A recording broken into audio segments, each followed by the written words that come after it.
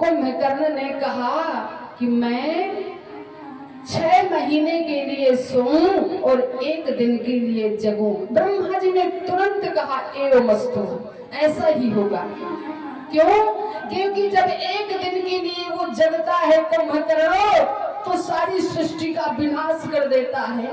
और ब्रह्मा जी ने भी सोचा था कि जब ये 6 महीने जगेगा तो पता नहीं क्या से क्या नहीं हो जाएगा। इसलिए ब्रह्मा जी ने तुरंत कहा एवमस्तु, ऐसा ही होगा। अब ये सब भाई वरदान प्राप्त करके लंका में बैठ करके जो अत्याचार फैलाया, बोले रावण का क्या अत्याचार फैला था। जिस देश में, जिस गांव में ब्राह्मणों को पा जाता था, गौ माता को पा जाता था, उस गांव में आग लगा देता था। जो अत्याचार फैला, गोस्वामी तुलसीदास जी महाराज कहते हैं कि जे जे देश अध्ययनो तुझ पावनी,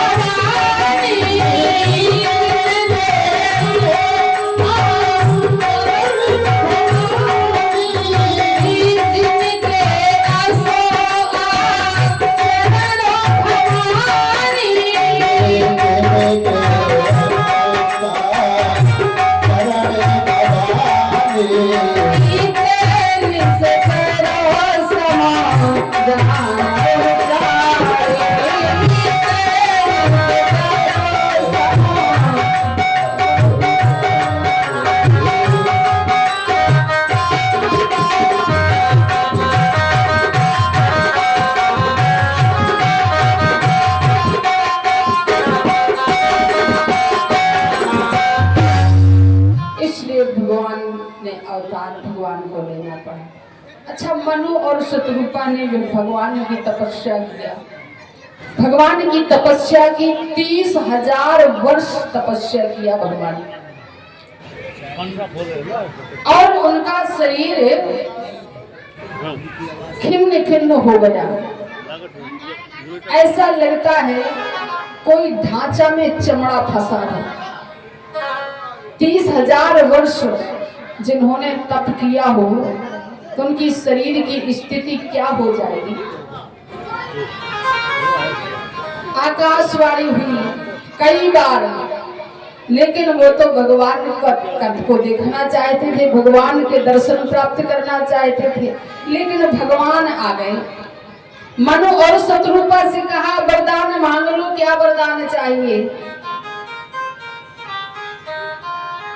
जैसे ही मनु शतरूपा ने देखा, मनु महाराज ने भगवान को देखा, प्रभु श्री राम जी को देखा तो निहारते रह गए। सामने भगवान खड़े हैं,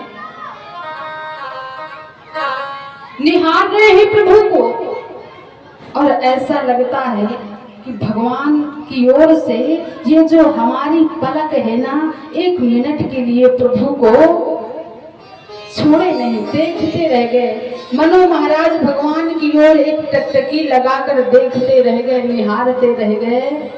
लेकिन विचार करना, जब हम किसी एक वस्तु को एक टकटकी लगाकर देखेंगे ना तो हमारे आंखों में आंसू आ जाएंगे, अश्रु भर आएंगे। मनु महाराज जब प्रभु को निहारते रह गए, एक टकटकी लगाकर देखते रह गए तो मनु महाराज